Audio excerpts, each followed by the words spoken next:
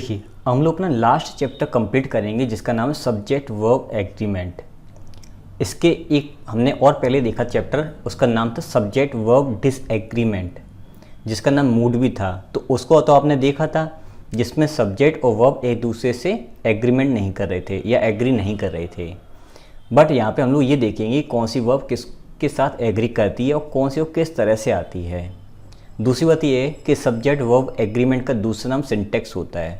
Syntax का meaning ये होता है कि वर्ड्स प्रॉपर जगह अपनी अरेंज हों, साथ ही साथ वो सब्जेक्ट और वर्ब एक दूसरे से एग्री कर रहे हों। सब्जेक्ट वर्ब एग्रीमेंट का एक नाम सिंटेक्स है, इसी का दूसरा नाम कॉनकॉर्ड है। ये कह सकते हैं कि सिंटेक्स का दूसरा नाम कॉनकॉर्ड है। इन तीनों का मतलब एक ही है, ये तीनों आपस में सिनोनिम हैं। देखेंगे जीरो से एडवांस लेवल तक। स्टार्ट करने से पहले मैं सिर्फ आपको एक बात बताना चाहता हूँ कि ये सेशन आपको 3 वीडियोस में मिल जाएगा कंप्लीट। अब 3 वीडियोस में अगर मैं बात करूँ कि मैं पढ़ाऊँगा क्या, मैं आपको समझ दूंगा, मैं आपको वो टेक्निक दूंगा, मैं आपको वो बातें दूंगा जो आपके फ्यूचर में हेल्प करेंगी। मैं रूल्स को रटाऊँगा नहीं, मैं कॉन्सेप्ट बताऊँगा। उन कॉन्सेप्ट को आपको किसी भी सेंटेंस अप्लाई करोगे वो बात अप्लाई हो जाएगी, आपको आंसर मिल जाएगा। दूसरी बात मेरी ये है कि मेरे इन 3 लेक्चर से आप बहुत कुछ अगर एक्सपेक्टेशन रखे हुए को मुझे बहुत सारी चीज़ें मिलेंगी, ये बुक मैंने पढ़ी थी उसका भी नॉलेज मिल जाएगी, सारी बुक्स जितने पढ़ रखी थी उससे ज़्यादा नॉलेज दे देंगे, ऐसा नहीं होने वाला है। रीज़न ये है कि सब्जेक्ट वर्ब एग्रीमेंट मैंने आपको नंबर 1 वीडियो जो दिया था बेसिक लेक्चर, वहाँ से लेकर के और यहाँ तक की जो जर्नी है 300, 350 प्लस जो भी वीडियोस हो गए हों प्ले लिस्ट में देख लेना, उन सब के अंदर अपना सब्जेक्ट वर्ब एग्रीमेंट कंटिन्यू चल रहा था। अगर मैं सब्जेक्ट वर्ब एग्रीमेंट के ही ऊपर अगर बात करूं तो इतनी मोटी एक किताब लिखी जा सकती है सब्जेक्ट वर्ब एग्रीमेंट के ऊपर। इतनी मोटी तो केवल ग्रामर की बुक आती है। तो सब्जेक्ट वर्ब एग्रीमेंट रियल में हर एक चैप्टर के अंदर होता है। अगर आपने सारे मेरी बातें समझी हैं, लिखी हैं, नोट की हैं, तो आपको यहाँ पर ज़्यादा प्रॉब्लम नहीं होगी। बस आपको ये पता करना है कि ये चीज़ें पता नहीं थी, इनको अप्लाई करने की कोशिश हम लोग करेंगे। ठीक है, चलिए मैंने आपको 2 मिनट ले लिया, 1 मिनट ले लिया है, अब आते हैं कॉन्सेप्ट पर। तो सब्जेक्ट वर्ब एग्रीमेंट, जिसका दूसरा नाम सिंटेक्स या कॉनकॉर्ड भी कहते हैं, ये अपने पार्ट्स ऑफ स्पीच में चलते हैं जो हम लोग सारी चीज़ें पढ़ चुके हैं। जैसे कि नाउन में द टीचर इज़ या आर टीचिंग, कॉमन सेंस के द टीचर सर एक है तो यहाँ पर आपका इज़ आएगा, ठीक है, आर नहीं आएगा। The teacher and the principal is या आर हेयर, टीचर और प्रिंसिपल यहाँ पर हैं तो टीचर के आगे द लगा है और प्रिंसिपल के आगे द लगा है और दोनों एंड से जुड़े हैं, यही तो आपको दिखाई दे रहा है। तो आप कहोगे सर इज़ नहीं आ रहेगा, ठीक है। आई इज़ नॉट प्रेजेंट, मैं उपस्थित नहीं हूँ, तो कॉमन सेंस की बात कहोगे सर आई के संग में इज़ नहीं एम आता है, एग्रीमेंट एम से होगा। I am doing his work, मैं उसका काम कर रहा हूँ, सेंटेंस ठीक है, लेकिन ग्रामर के हिसाब से यहाँ पे माई भी ठीक है क्योंकि मैं अपना कार्य कर रहा हूँ, ये ज़्यादा सही है। I and you are happy today, मैं और तुम हम लोग हैप्पी हैं टुडे। तो हैप्पी अगर हैं हम लोग आज, तो यहाँ पे हम अगर बात करें कि इसका सीक्वेंस क्या है, 2 3 1 का होना चाहिए। जनरल सेंस में सेंटेंस लिखा हुआ है तो 2 3 1 में ये यू पीछे जाएगा, यू आगे आएगा, आई जाएगा पीछे। You and I R happy today. जब एक से ज़्यादा प्रोनाउन एक साथ रखे जाते हैं तो प्लूरल वर्ब आती है, फिर वहाँ पे एम या इज़ वगैरह नहीं आता है। तो ये मेरा सब्जेक्ट हो जाएगा, ये मेरा क्या हो जाएगा, लिंकिंग वर्ब। लिंकिंग वर्ब और मेन वर्ब एक ही होती है, ये सारी बातें हम लोग वर्ब एडवांस में पढ़ चुके हैं। हैप्पी एडजेक्टिव है, सब्जेक्ट कॉम्प्लीमेंट है इस आई एंड यू का, और यहाँ पर टुडे आपका एडवर्ब है जो कि टाइम को डिनोट कर रहा है। तो you and I am happy today sentence में ये तो अरेंज सही हैं, लेकिन हेल्प में गलत है, यहाँ पर आएगा मेरा आर, ठीक है। प्रोनाउन डिटेल पढ़ चुकी हैं। You as well as I am, अगर हम जब 2 सब्जेक्ट के बीच में एज वेल एज का यूज़ करते हैं तो वर्ब जो है मेरे पहले सब्जेक्ट के अकॉर्डिंग आती है, ये बात भी हम लोग प्रोनाउन में पढ़ चुके हैं। तो यहाँ पर एम नहीं, यहाँ पर आर आएगा। एग्रीमेंट देखिए कैसे कैसे हमने सीखा है। Each of the boy is doing their work, तो प्रत्येक लड़का अपना काम कर रहा है। तो जब इस तरह से कॉम्बिनेशन हम लोग स्ट्रक्चर में सेंटेंस को लिखते हैं तो यहाँ पे आने वाला नाउन जो है वो हमेशा प्लूरल आता है, ठीक है, और वर्ब आती सिंगुलर, ये ठीक है। और यहाँ पर ईच के अकॉर्डिंग यहाँ पर देयर नहीं होगा, फिर यहाँ पर हिज होगा। ये बात भी हम लोग प्रोनाउन में डिटेल में पढ़ चुके हैं। फिर एडजेक्टिव बात करें, सम बॉयज़ आर या इज, कुछ लड़के कि कुछ लड़का, कुछ लड़के खेल रहे हैं, कुछ लड़के उपस्थित हैं, तो इज़ नहीं आएगा, आर आएगा, एडजेक्टिव का रूल। सम शुगर इज़ या आर कंज्यूम, कुछ शक्कर कुछ चीनी कंज्यूम हो गई, उपभोग कर ली गई, ख़त्म हो गई है। तो अगर हम सम की बात करें तो बॉयज़ के साथ में आता आर आ गया, सम के साथ में शुगर आ गया तो इज़ आएगा, आप कहोगे क्योंकि अनकाउंटेबल नाउन है इसलिए इसके साथ में इज़ आया हुआ है, आर नहीं आएगा। ये भी बात हम लोग एडजेक्टिव में पढ़ चुके हैं। फिर I have done my work, तो आई हैव होता है, हैज़ नहीं होता है। हालांकि मेरे अंदर भी कमी है कि गलत लिखा मैं पढ़ूंगा सही उसको, क्योंकि आँखों को दिमाग को सही चीज़ दिखाई देती हैं। आई देखा तो है अपने मुंह से निकल गया। ऐसे ही जब ज़्यादा प्रैक्टिस करते तो आपको चीज़ें समझ में आने लगती हैं। हालांकि मैं ही प्रैक्टिस अभी भी कर रहा हूँ, संपूर्ण कोई भी नहीं है, सभी लोग प्रैक्टिस ही कर रहे हैं। आई शैल कमिंग टुडे, आई शैल कमिंग टुडे, आई के संग में तो शैल यानी कम होता है, तो आई शैल कम टुडे होगा, कमिंग नहीं होगा। ठीक है। यू एंड ही इज़ या आर हैप्पी, 2 3 1, 2 3 1 के हिसाब से तो यहाँ पर ये स्ट्रक्चर ठीक है, लेकिन इस कंजंक्शन ने यहाँ पे वर्ब बताइए कि प्लूरल आएगी ना कि सिंगुलर आएगी। Neither you nor he are नहीं, कंजंक्शन में ये दिखाता है कि नॉर है और है, बट ऑल्सो के बाद आने वाले सब्जेक्ट के अकॉर्डिंग हेल्पिंग वर्ब आती है, तो यहाँ पर आर नहीं आएगा, मेरा इज़ आएगा।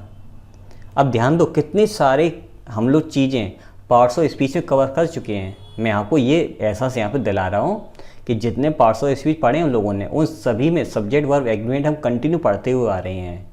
ठीक है। और जो नहीं पढ़ा है वो यहाँ पे स्पेशली पढ़ेंगे। प्रपोजिशन की बात करें, Ram with his brothers are coming, Ram अपने भाइयों के साथ आ रहा है, तो ये प्रपोजिशन हो गई। ये इसका बन गया ऑब्जेक्ट। जब ये ऑब्जेक्ट हो गए तो वर्ब इसके अकॉर्डिंग नहीं बल्कि राम के अकॉर्डिंग आएगी, तो ये सब्जेक्ट है। राम सिंगुलर इसलिए मेरा आर ना होकर के हो जाएगा इज़। इसका मतलब प्रपोजिशन में हम लोग सब्जेक्ट वर्ब एग्रीमेंट पढ़ा हुआ है, हर जगह सब्जेक्ट वर्ब एग्रीमेंट कवर करते हुए आए हैं। अब उसको अलग लेवल पे लेके चलते हैं हम लोग। तो बात करते हैं पहले कॉन्सेप्ट एंड की। किसी भी सेंटेंस में जब एंड डालते हैं हम लोग सब्जेक्ट्स के बीच में तो क्या होता है समझो। जब सब्जेक्ट कोई एक सब्जेक्ट यहाँ पर लिखें, फिर सब्जेक्ट दूसरा यहाँ पर लिखें और बीच में डाल दें एंड, तो generally verb plural helping verb आती जो अभी तक हम देखते हुए आए हैं। जैसे ही एंड हिज ब्रदर, वह और उसका भाई is are working in this office, वह और उसका भाई इस ऑफिस में कार्य कर रहे हैं। तो कितने लोग हैं? 2 लोग। एक तो मेरा ये सब्जेक्ट, एक सब्जेक्ट मेरा ये, बीच में आ गया एंड, तो इज़ नहीं आएगा, आर आएगा। ये सबको मालूम है, ये ठीक भी है। अब यहाँ पे बात करें कि the principal and the teacher is are in the office. ठीक है। अब कुछ लोग ये कहेंगे सर यहाँ पे हमने ये पढ़ा है कि इस पोस्ट से पहले एक आर्टिकल आया और इस पोस्ट के पहले कोई आर्टिकल नहीं, तो ये दोनों लोग एक ही होते हैं, ये दोनों लोग एक ही होते हैं। तो यहाँ पर आपका आर ना आकर के इज़ आएगा। ये बात आपको ऑलरेडी मैं उम्मीद कर रहा हूँ मालूम होगी, और नहीं मालूम है तो रूल यहाँ पे ये निकल के आता है कि जब अपने पास एक सब्जेक्ट लिखा हो, ध्यान देना, और फिर एंड से दूसरा सब्जेक्ट जुड़ा हुआ हो, और डिटरमाइनर जो है वो केवल पहले वाले साथ में हो, तब हम वहाँ पे सिंगुलर हेल्पिंग वर्ब का यूज़ करते हैं, जो कि मैंने यहाँ पे लगा दिया है। डिटरमाइनर्स क्या होते हैं? डिटरमाइनर्स होते हैं माई योर, आर होगा, वी अस आर वाला, माई आर योर हिज हर, ये सारी संग में नाउन आता है। या फिर दिस दैट दीज दोज, इनके साथ में कोई नाउन रखा हो, जैसे प्रिंसिपल नाउन है, ए एन द के संग में नाउन, तो ये सारी जो लिखे हो ये और ये आपके डिटरमाइनर्स हैं, और इनके बाद कोई ना कोई नाउन आएगा। तो डिटरमाइनर का मतलब ये सारे वर्ड्स, इनमें से कोई भी वर्ड रखा हो। ठीक है। तो हम लगाते singular helping verb, the teacher and principal. अब फिर से ही लिखा हुआ है। अगर आप ये कहें सर देखो पहले वाले का मतलब क्या है कि प्रिंसिपल और टीचर दोनों लोग एक ही हैं। इस स्कूल में जो प्रिंसिपल हैं वही टीचर भी हैं, वो पढ़ाते भी हैं और वो प्रिंसिपल भी हैं। पहले वाले का मतलब यही दोनों लोग एक ही हैं। अगर आप कहना चाहते सर कि प्रिंसिपल अलग है इस कॉलेज में और टीचर अलग है इस कॉलेज में, तो हमने एक डिटरमाइनर लगा दी यहाँ पर द। इसका मतलब एक तो इंसान ये हो गया और एक अलग से इंसान मेरा ये हो गया, तो 2 लोग हो गए। और दो अलग अलग डिटरमाइनर, यानी कि सब्जेक्ट 1 के साथ में डिटरमाइनर, सब्जेक्ट 2 के साथ में डिटरमाइनर, तो आएगी मेरी प्लूरल हेल्पिंग वर्ब। तो लगा दो भाई, तो आर मेरा यहाँ पर सही है। ठीक है, दो अलग अलग लोग हैं तो दोनों अलग अलग डिटरमाइनर लाएंगे। हालांकि ये कब पता चलता है, ये पोस्ट जब होती तब उसमें कन्फ्यूज़न होता है। अब जैसे ही एंड हिज ब्रदर है तो यहाँ तो कोई प्रॉब्लम ही नहीं है, वो खुद का तो भाई होगा नहीं, भाई अलग होगा, तो यहाँ तो समझ में आ गया है। लेकिन जब पोस्ट दी जाती है, स्पेशली उन डेजिग्नेशन दिया जाता है, उसमें प्रॉब्लम होती है। तो उसका सॉल्यूशन ये है कि दोनों लोग एक ही हैं तो डिटरमाइनर पहले लगा दो, सिंगुलर हेल्पिंग वर्ब लगा दो। यहाँ पर दोनों लोग अगर अलग अलग हैं तो दोनों के साथ में अलग अलग डिटरमाइनर लगा दीजिए, तो दो लोग हो जाएंगे, वर्ब आएगी प्लूरल। ठीक है, अब देखो, the principal and the peon is in the office. अब लोग कहेंगे सर कि यहाँ पर प्रिंसिपल साथ में द लगा है तो एक इंसान ही हो गया, और यहाँ पे आर्टिकल नहीं लगा तो ये एक इंसान, ये दोनों लोग सर एक ही हैं, तो यहाँ पे कोई दिक्कत नहीं है और हेल्पिंग वर्ब सिंगुलर आएगी। ये आंसर उन लोगों का है जिन्होंने रट रखा है और यहीं से उनका पतन, डिक्लाइन, नादिर होना शुरू होता है। ऐसा क्यों है समझो। किसी स्कूल में टीचर और प्रिंसिपल एक हो सकते हैं, किसी स्कूल में टीचर और प्रिंसिपल अलग अलग भी होते हैं। क्या किसी स्कूल में पियोन और प्रिंसिपल एक ही हो सकते हैं? आइए मिलिए, ये हमारे प्रिंसिपल हैं और ये पियोन का भी काम करते हैं, कभी ऐसा हो सकता है? नहीं, ऐसा हो ही नहीं सकता है। तो कॉमन सेंस भी तो यूज़ करना पड़ेगा कि दोनों एक हो भी सकते हैं कि नहीं भी हो सकते हैं। प्रिंसिपल टीचर का कॉम्बिनेशन हो सकता है एक ही इंसान के अंदर, लेकिन प्रिंसिपल और पियोन का नहीं हो सकता है। हाँ, ये ज़रूर है कि पियोन और स्वीपर, इन दोनों का कॉम्बिनेशन तो बन सकता है। भाई पहले सफाई करता है कॉलेज की तो स्वीपर है, फिर बाद में अपने तैयार होकर के आता है और अपने पियोन का काम अटेंड करता है, तो ये तो मान सकते हैं। तो ओवरऑल यहाँ पर आपको दांत तो लगाना ही पड़ेगा, क्योंकि ये दोनों लोग एक ही नहीं हो सकते हैं। और अगर दोनों डिटरमाइनर है तो फिर यहाँ पे इज़ नहीं आ रहेगा। लैंग्वेज समझने की चीज़ है, ना कि रटने की। एक चीज़ और है कि अगर जैसे मैंने यहाँ पे दा लगाया, जैसे मैं कहूँ कि the principal and my teacher, तो यहाँ पे दा लगाओ, कहीं पे माई लगाओ, कहीं पे कुछ अलग अलग लगा सकते हैं हम लोग। अगर हम लोग अलग अलग लगा सकते हैं तब भी हम लोग यहाँ पे आर का ही यूज़ करेंगे।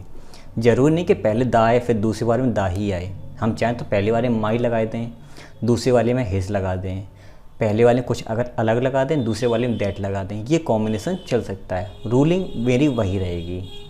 फिर आगे अगर हम बात करें, जैसे कि Gandhi ji was a freedom fighter, Gandhi ji freedom fighter थे, and advocate a peace maker. अगर आपको ध्यान होगा तो मैंने नाउन में पढ़ाया था आपको बेसिक लेक्चर्स में, एपोजिटिव केस। एपोजिटिव केस क्या होता है? किसी इंसान के बारे में कोई एक्स्ट्रा इन्फॉर्मेशन जो है उसके बगल में कॉमा करके बार बार लिखी जाती है, तो वो एपोजिटिव केस कहलाती है। और ये एडवोकेट कौन था? तो महात्मा गांधी थे।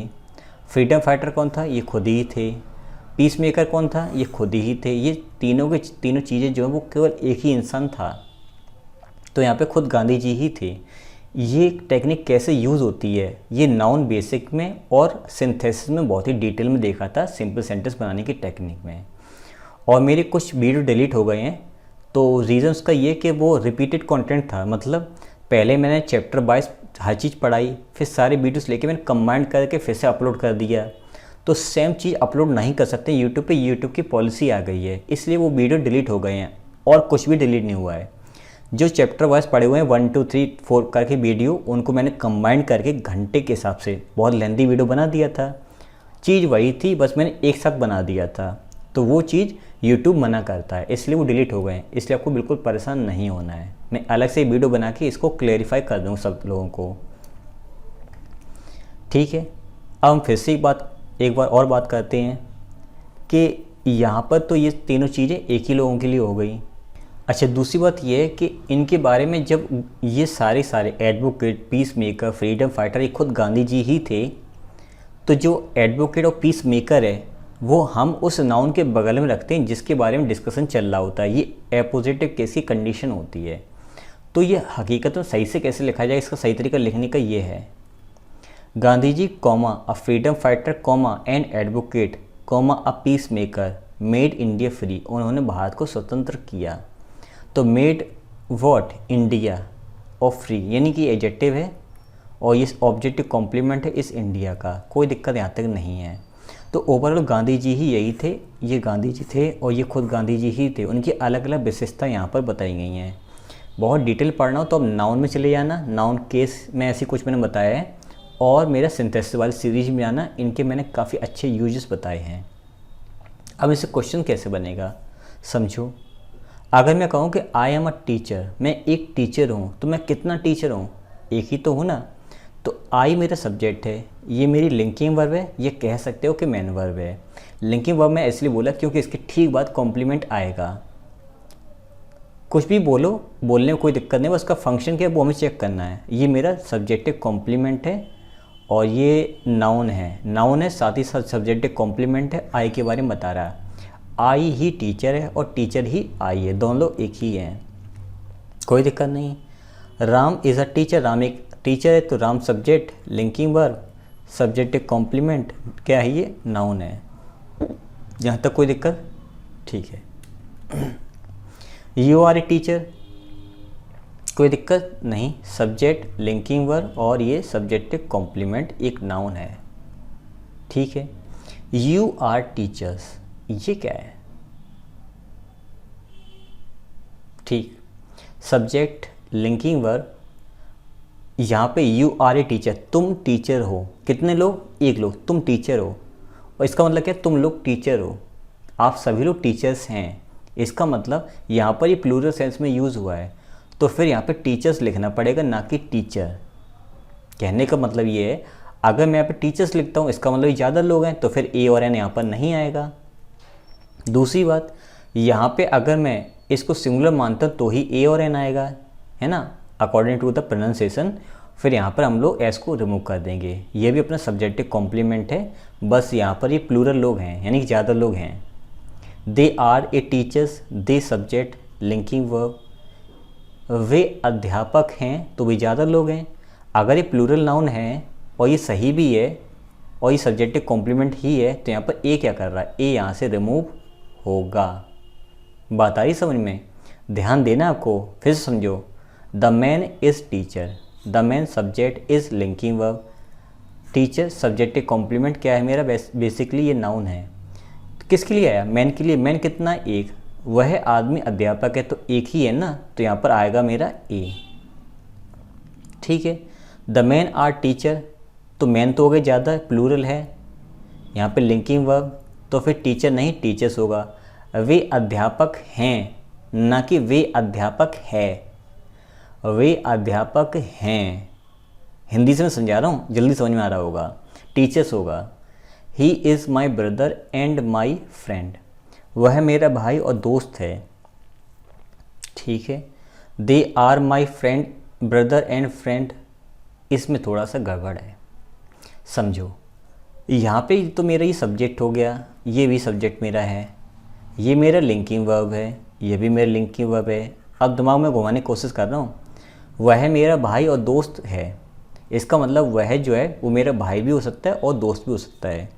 इट मीन्स वह जो है वही मेरा भाई है, वही मेरा दोस्त है, इसका मतलब ये दोनों लोग एक ही हैं। यहाँ पर रेफरेंस किसका आ रहा है, एक लोगों का है ना।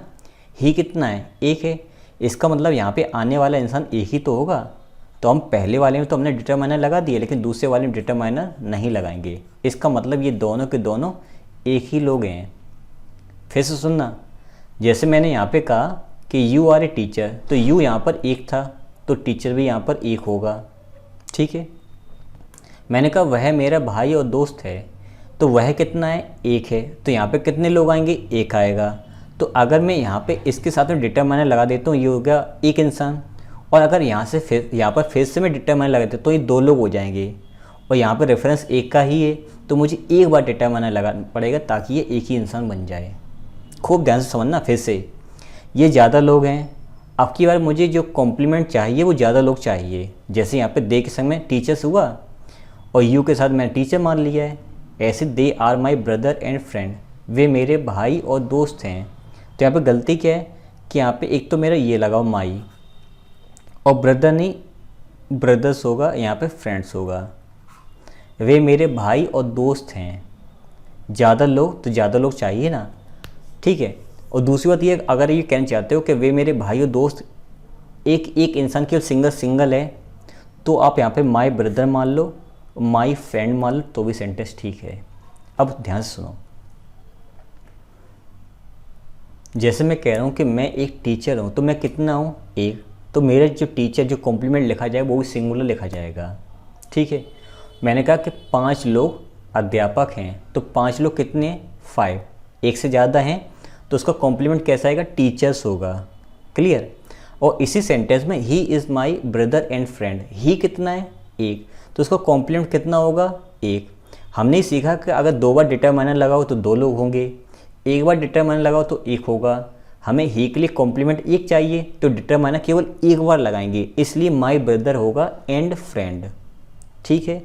फिर इसको मैंने कहा कि दे, अब मैंने कहा कि वे मेरे भाई और दोस्त हैं, वे मेरे भाई और दोस्त हैं। ये भी तो हो सकता है कि वहाँ पे एक मेरा भाई बैठा हो, एक दोस्त बैठा हो, तो दे तो प्लूरल है तो एक भाई ले लिया माई ब्रदर, एक ले लिया माई फ्रेंड, तो 2 लोग हो गए। लेकिन जनरल सेंस यहाँ पे ये कह रहा है कि वे मेरे भाई और दोस्त हैं तो ज़्यादा का सेंस आ रहा है, तो हम क्या करेंगे, they are my brothers and my friends. अब ज़्यादा ठीक लग रहा है सुनने में। तो ओवरऑल हमें ये सीखना है कि सिंगुलर सब्जेक्ट है तो सिंगुलर कॉम्प्लीमेंट आएगा, प्लूरल सब्जेक्ट है तो प्लूरल कॉम्प्लीमेंट आएगा। डिटेल समझना, ये बिल्कुल मैंने एक नए तरीके से समझाने की कोशिश की, यहाँ पर समझिए और याद कीजिए। फिर आगे देखते हैं, how much water and sugar would you take, तुम कितना पानी और शुगर लोगे। तो यहाँ पे सेंटेंस में कोई प्रॉब्लम नहीं है, सेंटेंस ठीक लग रहा है देखने में, ठीक। अभी रुकते हैं। How much ink and books would you take, तुम कितनी इंक और कितनी बुक्स लोगे। अब मुझे यहाँ पे ध्यान से ये बताओ कि ये मच किसके लिए आया, तो आपको सिर्फ वाटर के लिए आया है, ठीक है। शुगर के लिए मच आ सकता है, हाँ आ सकता है, तो ये मच जो है कॉमन ले लिया है। शुगर और वाटर दोनों साथ में मच आ सकता है, इसलिए इसको ले लिया कॉमन, ठीक है। अगर मेरे को इंक के साथ में क्या है तो इन अनकाउंटेबल है, इसके साथ में सर मच आएगा ही आएगा। क्या बुक हमारी अनकाउंटेबल है, नहीं, तो बुक के साथ में तो मच आएगा नहीं, फिर हम यहाँ पर लेंगे मैनी। दिमाग घूमा। हाउ मच इंक, तो मच के लिए इंक और मैनी के लिए बुक्स, वुड यू टेक, तुम कितनी इंक और बुक्स लोगे। खूब समझना ध्यान से, मैं चीज़ें अलग तरीके से देने की कोशिश कर रहा हूँ, फिर से समझो। How much butter and breads would you take, तो हमने ये सीखा था नाउन में कि बटर और ब्रेड, यानी कि जो ब्रेड है वो भी हमारी एक अनकाउंटेबल नाउन होता है, जिसका singular a piece of bread, a loaf of bread होता है। ये भी आपने कहीं ना कहीं पढ़ रखा होगा। तो हाँ, दोनों अनकाउंटेबल हैं तो इनके साथ में तो सर मच आ ही जाएगा, तो टेंशन ही नहीं, कोई दिक्कत नहीं। लेकिन मैं फिर से बात सुनना, दोनों अनकाउंटेबल हैं तो मच बटर तो ठीक है और मच ब्रेड भी ठीक है, फिर ब्रेड्स कैसे हो रहा है। अनकाउंटेबल को प्लूरल नहीं बना सकते हैं, फर्नीचर का फर्नीचर्स नहीं होता है, सीनरी का सीनरीज नहीं होता, लगेज का लगेजेस नहीं होता है, ब्रेड का ब्रेड्स नहीं होता है। एस की प्रॉब्लम थी, दिमाग तो देखो लगानी पड़ेगा। Gave much ink and books, उसने काफ़ी इंक और बुक्स दी। तो देखो मच ने तो इंक ले लिया है लेकिन मच बुक्स को नहीं ले सकता है, तो हम यहाँ पे लगाएंगे मैनी। पूरी उम्मीद करता हूँ कि आपका जो पॉइंट ऑफ व्यू था वो बिल्कुल चेंज हो चुका होगा। जब तक आप फोकस नहीं करोगे, सेंस नहीं लगाओगे, तब तक चीज़ें क्लियर नहीं होती हैं। हम चीज़ों को देखते हैं और आगे।